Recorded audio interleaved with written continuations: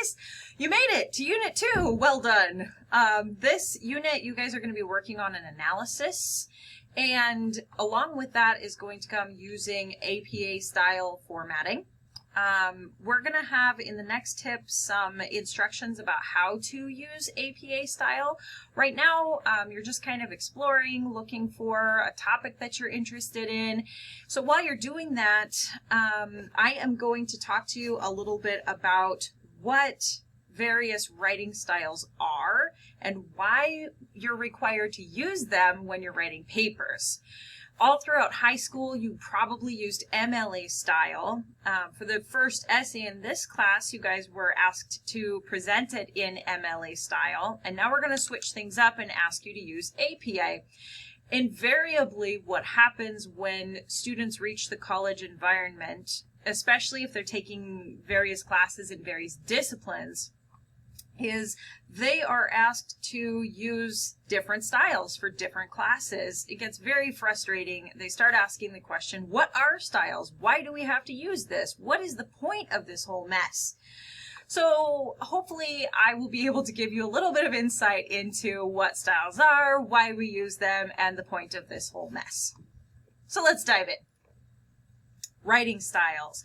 Writing styles, as I said, are things like MLA style, APA style. Basically, they determine primarily the formatting of your paper. So remember that for the most part, using a style doesn't change the way you write.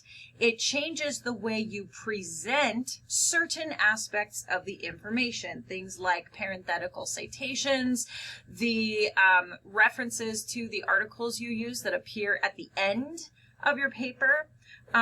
In some ways, the way you format quotes, that kind of thing. It isn't going to change the types of words you use. It shouldn't change how you organize the paper. So the first thing to remember is that you should write how you would usually write. Don't panic about fitting into a particular style. There are some things you need to pay attention to when you are recording information from sources, but as far as your writing goes, your writing isn't going to change very much. Writing styles, we have so many different ones because they are established by organizations that publish periodicals. Periodicals are things like newspapers, professional journals, magazines, etc. These things are published periodically, right? Once a month, once a week, every day in the case of newspapers. So they are called periodicals. For your research papers, you're probably going to be looking at some newspaper sources, and you'll probably be looking at maybe some journal sources. These are some examples of professional journals, okay? This one is about writing. This one is creative writing. So is this one, okay? But this is what they look like. They're little books that are published periodically, sometimes every month, sometimes every quarter. It varies. The organizations that publish these journals or that publish periodicals have set guidelines for how writers need to present their information. So common styles that you might run into during the course of your education, even here at this school, the majority of your classes are going to be using the American Psychological Association style. You guys are going to see a lot of this because at our school we have several students going into the social sciences and the medical sciences. So instructors, even including the instructors in your Writing 101 classes, sort of default to APA style because most people are going to use it in their future. Modern Language Association style, you probably use this throughout high school. This is commonly seen in the humanities. So if you're going into the arts, if you're going to be a literature student, if you want to be a creative writer, if you're a theater major, this is the style that you're more likely to see in those disciplines.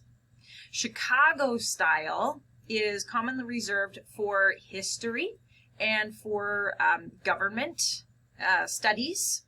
Later on down the road, when you actually get into your field, you'll probably find more specialized styles. Almost every single field, like the smaller field, has a particular style that it uses. For instance, if you go into the sciences as a whole, you might start with APA, but let's say you go into the natural sciences, you might start with APA, but then you're going to be using a very specific style used by, say, biologists, or used by foresters, or used by etc.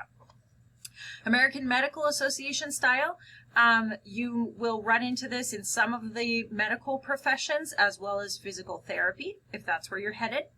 The American Society of Microbiology governs microbiology. So if you take a microbiology class here on campus, you will actually be asked to use this style. The great news is that their guidelines are freely available online, and you can just download the whole thing and follow the directions.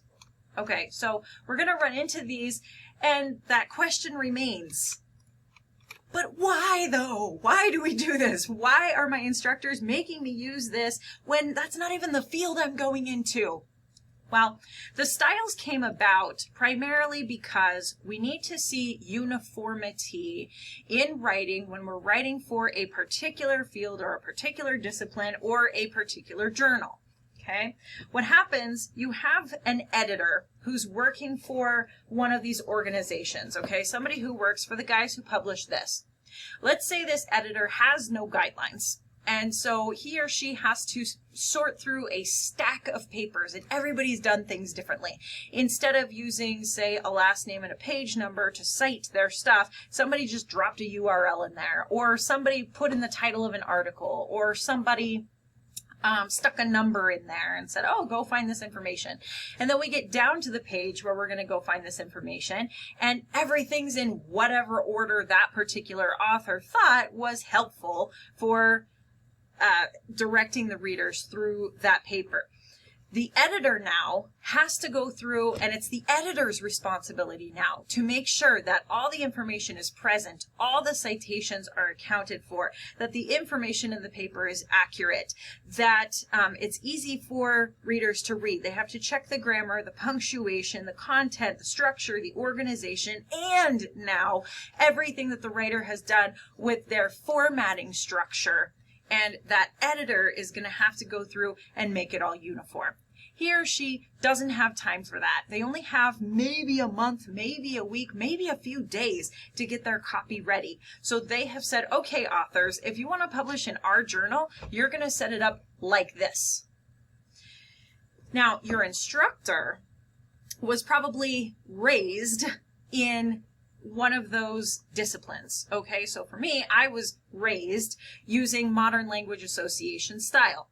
So I have adapted to using APA, but if I'm teaching something like poetry, I'm still going to call for MLA style for my students because A, it's a humanities class, and B, I was raised using MLA style, so that's what I'm familiar with, so that's what I'm going to look for.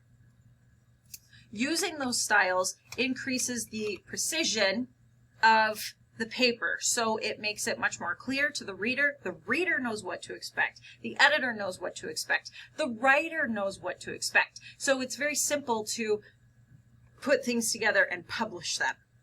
Okay?